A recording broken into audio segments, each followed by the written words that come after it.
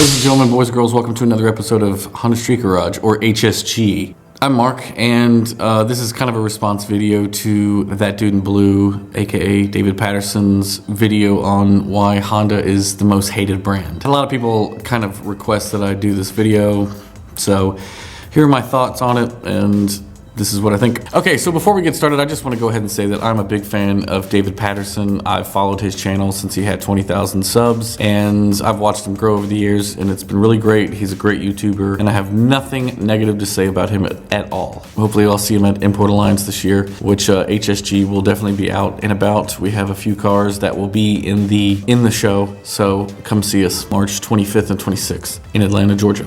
I've been around a long time. I'm a little old. Just to put it in perspective, I was in the car scene or in the Honda scene before Fast and the Furious ever came out, 9/11. So that should give you an idea of how old I am. A lot of the things that he mentioned and talked about in his video was 100% accurate, 100% correct. Although I think that there's some things that should be touched on and kind of discussed. The biggest reason I think Honda is the most hated brand, a lot of people refer to it as wrong wheel drive because they're front wheel drive. Most of them are, referring to like Civics and Integras and things like that. One of the things that I think needs to be mentioned is that America's car culture seems to be just obsessed with big horsepower numbers and drag racing as if it's the only type of racing anybody wants to do. The claim to fame that Honda really has from back in the day is honestly the CRX SI. You know, when it came out in 88 and 90, 91, those versions were just beautiful cars back in the day and way ahead of their time. And that was way before VTEC was popping around. I am from Virginia Beach originally, which David Patterson has some insight on their import scene, but that's where I'm from originally, and I had 3 older brothers that were driving way before I was. So, you know, I was riding around with my older brothers in the late 80s, early 90s. My brother had a Mustang Fox body. One of his high school buddies had a CRX SI, and it would just leave him sitting there. And the funny thing is that, you know, back then, 108 horsepower on paper, CRX SI really doesn't mean much in today's standards. It was just a lightweight body with a really short ratio transmission, and it just got down the road really quick and fun. You know, then the street racing scene sort of happened in California and so on, and that really pushed other manufacturers to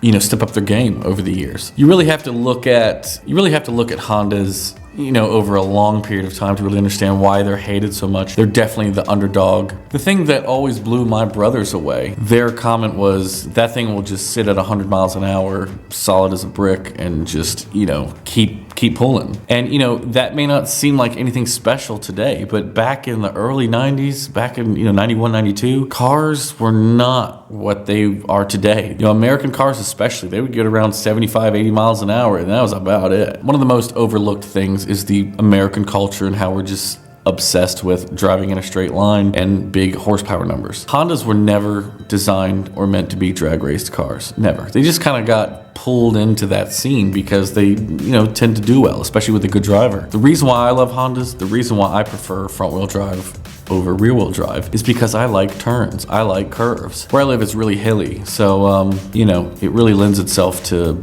kind of cutting through the corners and, you know, weaving in and out of traffic, things like that. Honda's Civics especially have a culture all the way back to like Osaka, Japan, when they were on the Kanjo highways on the loop.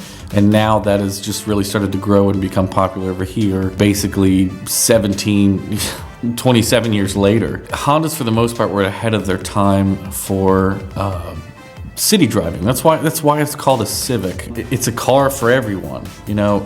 And the funny thing is that a lot of people, you know, will credit the NSX or the Integra Type R or the EK9 as being these great benchmarks of sports cars, which they are, definitely. But I think where it really came into play was the EG6 in Japan. I think the EG6 was really the quintessential Honda street car that had plenty of power, lots of fun, high revving, had the SIR2 engine, you know, 170 horsepower, but not a ton of torque, and double wishbone suspension. I think the EG6 was really ahead of its time. And the fact is when it comes to other manufacturers, other cars just don't stick around like the, you know, Civics and Integras of the 90s. You could take a Civic and They could be wrecked multiple times and they're still out on the street, salvage title and all. And you really just do not see that from American cars. Now, in reference to the fart can, there's really no defense against that. I completely understand David's point where he's coming from with that. But I think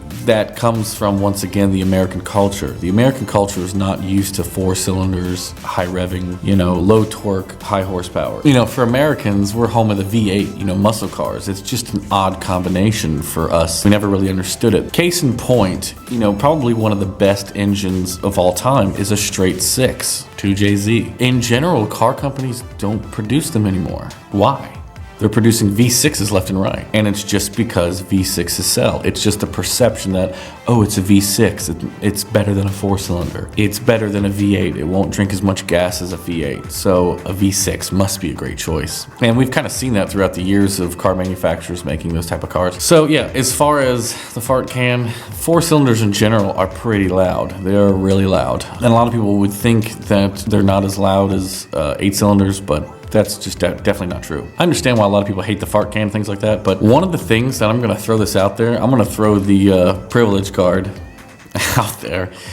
You'll see a Harley drive by, loud as can be, no ticket. You'll see a diesel truck, loud as can be, no ticket. Muscle car, might get a ticket, depending if, they're being a complete jackass. A loud Honda, you're pretty much guaranteed a ticket. And I think that's one of the things that people overlook is just the sheer fact that if you're driving an import or a Honda, especially where we live in the South, you're looked down upon for some reason. I don't know why. If you're stepping out of the culture because you don't drive a V8 truck or something, I'm not really sure why that is. I've been living in South Carolina a long time and I've driven Hondas, imports, things like that. I've never really understood the unfairness as far as the noise is concerned. Am I a fan of the fart can? By no means. The exhaust on my Integra is very quiet, if not stock level quiet. Another thing is age.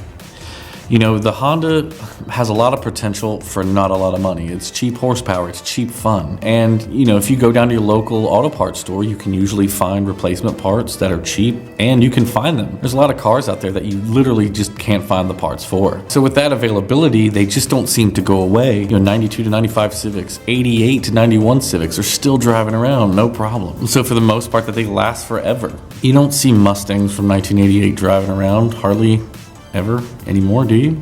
I haven't seen one for a while. It's a beginner car in a lot of ways. It's economical, it's cheap to maintain, it's reliable. It's a great base for that. So a lot of people will become involved with what's the first thing I should do to this car, is what a lot of people are looking for. One of the things I would like to look at and why it's hated is because if you look at someone who's rich and they go out and buy a Lamborghini or a Ferrari, are they a car guy? Not always. Most of the time, yeah. But, you'll find plenty of people, Corvette owners, that are just not car people. They just like the look of it. They like the fact that it's fast. Then you have car people. You could have somebody who drives a 240. It could be beat up to death, but it's had 3 engines and, 10 sets of wheels and all kinds of work done to it. And that's a car person. So really look at it in that type of terms of why Honda's hated. Honda's hated because, honestly, they're poor people cars. Not always, but in general, the reason why people hate on them is because, people don't have a lot of money to afford something else. They want to be a part of the scene. They want to be out there having fun too. And Hondas are a great choice that you can beat on them, redline them, race them, and still drive home while not using a whole lot of gas.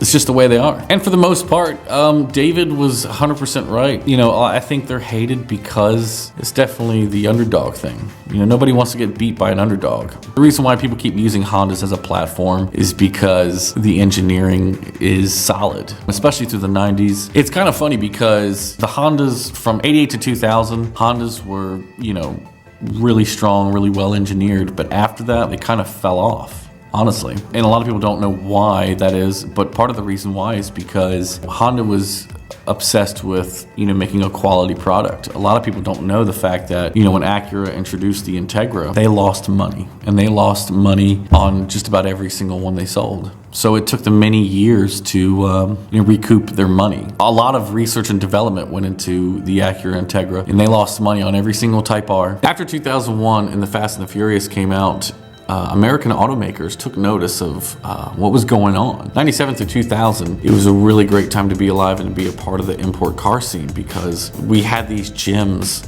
you know, that a lot of people didn't know about. It was like a secret culture. It was like a secret camaraderie. And the difference is from today is back then we used to go out and street race and have fun. And then it started to get crazy.